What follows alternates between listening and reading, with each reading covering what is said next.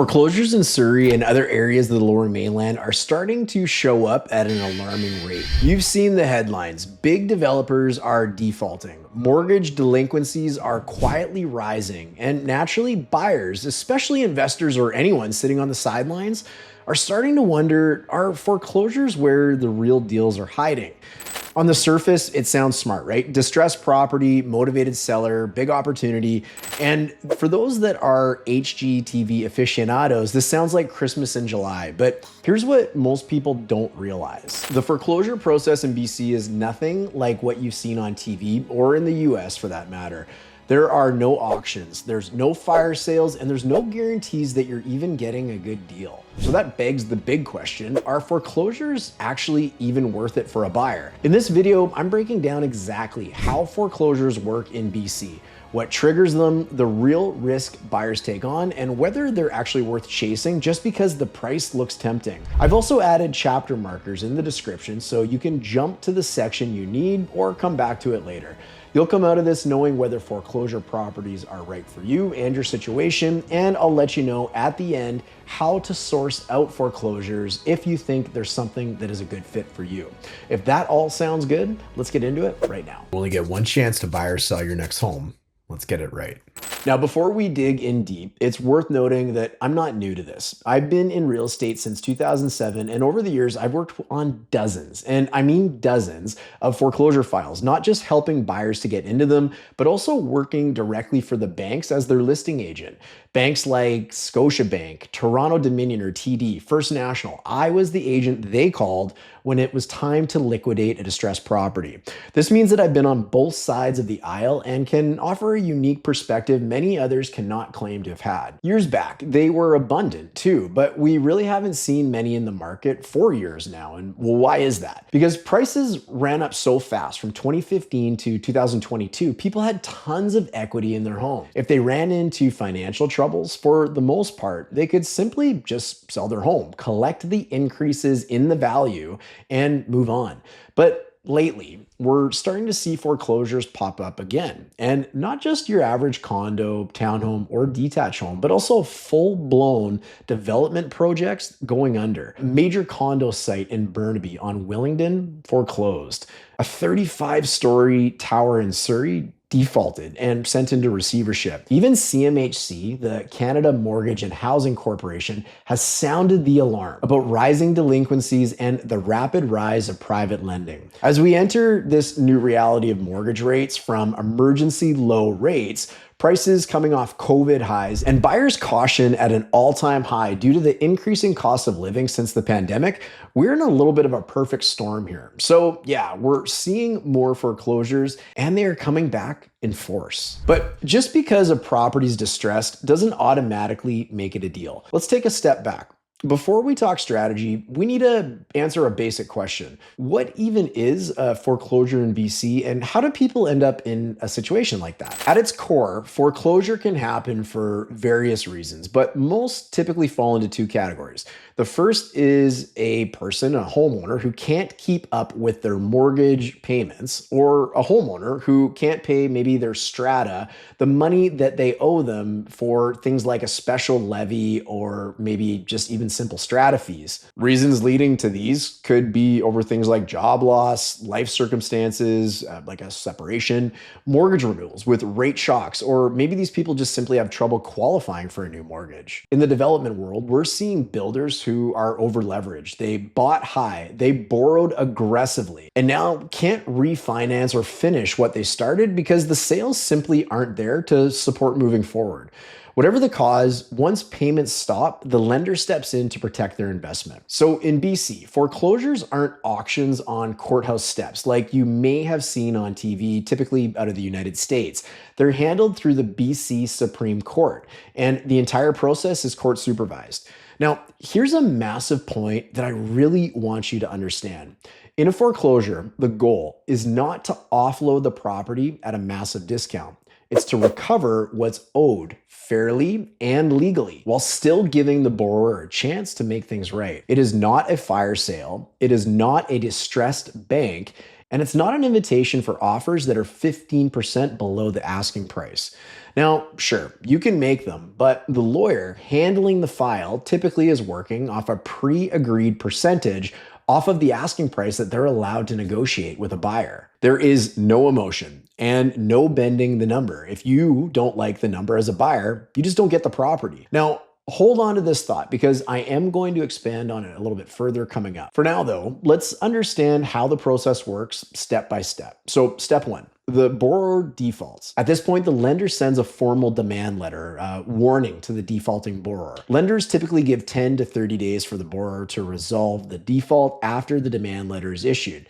Now, people think that the banks are eager to take back homes from defaulting borrowers, but the truth is foreclosure is a long, expensive legal process.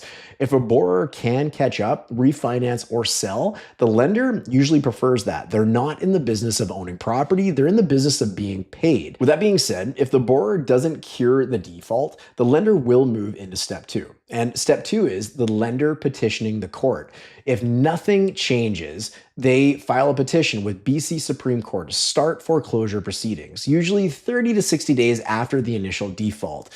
This is now a full-on lawsuit. Step three is where an order nisi is issued. I think I'm saying that right, but this is where an order nisi is issued. The court grants a redemption period, usually about 6 months, where the borrower can either catch up on payments or sell the property themselves. This takes us to step four, where the redemption period ends. If the borrower still hasn't paid, the lender can ask for conduct of sale. The court allows the property to be listed with a realtor, or they ask for an order absolute, where the lender takes the title back directly, but this is really rare. This takes us over to step five, where the actual court-ordered sale happens. This is where the home is listed at market value. Buyers can submit offers, but all offers are subject to the court's approval. Step six comes, and this is where an offer actually comes in on the home or the property, and eventually it gets accepted, triggering a court date to finalize the sale, typically anywhere between 5 to 8 weeks from then. The details of the offer usually become public at this point, and the public has full access to the information. And this usually means that the listing realtor representing the bank can discuss key details about the accepted offer with anyone, including the accepted offer price. On to step seven, this is the court date, and this is where the real-life court hearing actually happens. The judge may ask some questions of the lawyer representing the bank, the realtor who listed the property, and heck, even sometimes I've seen the borrower actually show up in court and present their case to the judge. Usually they are there trying to really frustrate the sale. I mean, this is their home that they're typically letting go of. Or they have a bona fide plan to repay the bank, which is between the judge and the lawyer. They may consider it. Nonetheless, if this is not the case, however, the judge will review the original offer as well and any new offers that might be submitted. The court decides which offer, if any, is accepted, not the seller, not the buyer, and not the agent. Now, if you're thinking about buying one of these foreclosures in BC, there are some things you really need to know because the risk here is real. First off, these homes are sold as is, where is, and the court won't promise you anything. There's no cleanup, there's no repairs, there's no guarantees. You're not buying a staged, polished home, you're buying it exactly how it sits. That could mean damage, missing appliances, or someone's old junk still inside. And here's the kicker. There's no guarantee the home is going to look the same on possession day as it did when you viewed it. Those protections that you'd normally have in a traditional sale are gone. Frankly, I've had buyers take possession and find the original or former owners still living in the property. And guess what? That now becomes their problem. Other times, the place has been trashed.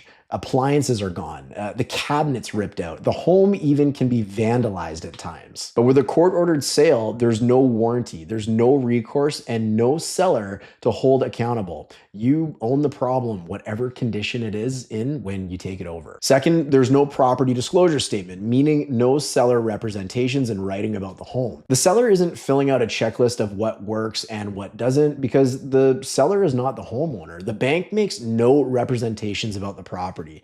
That means that you're going in blind, and due diligence is 100% on your shoulders. Third, if you want to get a shot at getting the property, you're going to need to write a subject free offer. Now, the first offerer can usually have conditions in their offer, as mentioned earlier, but someone else showing up to court isn't quite as fortunate. They have a chance to bid on the property in court, but they cannot have due diligence clauses on their offer. This means that they need to satisfy all of their diligence prior to showing up.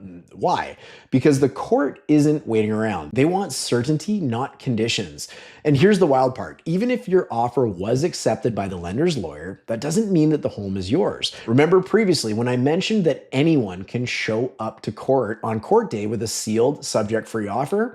Well, that actually does happen, and it can completely blow up everything that you've been working towards.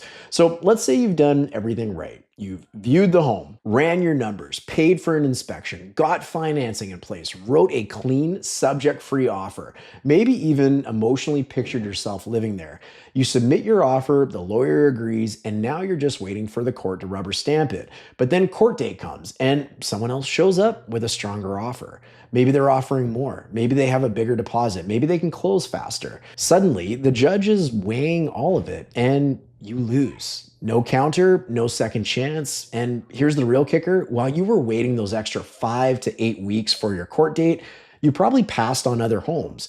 Maybe a great listing popped up, but you didn't move on it because you thought this one was a lock. That's what makes foreclosures in BC so tricky. You're making real financial moves, doing real work, tying up real property, and still potentially walking away empty-handed. Now, if you're more familiar with the US system, this probably sounds weird, but in BC, every foreclosure goes through the court. That means more structure and more fairness, but it also means fewer steals and way more waiting. So my question for you, and curious your thoughts to leave in the comments section, after learning all of this, are foreclosures in BC actually a good deal? In my opinion, honestly, most of the time, they're not. In all of the foreclosure sales I've handled in almost 20 years of selling real estate, I've actually seen very few that I would say actually went for a deal. We're talking like maybe $10,000 under market value, if that. And for that little bit of savings, you're taking on a mountain of risk with no flexibility, no guarantees, and no control over the outcome. That's not a deal. That's a gamble. Now, that doesn't mean that there aren't great opportunities out there. I've helped clients make over 6 figures on single real estate deals over the course of just a few months, but they weren't foreclosures. Those ones came down to knowing how to spot the right value at the right time. If you're curious if foreclosure even makes sense for you or what your other options are, grab a spot in my calendar by using the link below in the description. But if you're someone else that's watching this and you're feeling like foreclosures are just not for you, make sure to check out the video coming up next. I'm going to walk you through the traditional buying process in this market and how to spot real value before somebody else grabs it. You're going to learn a ton in this next video, so I'll look forward to seeing you over there right now. If you're someone that's new to the idea of buying your first property or you're relocating to the province of British Columbia, today's video is definitely for you.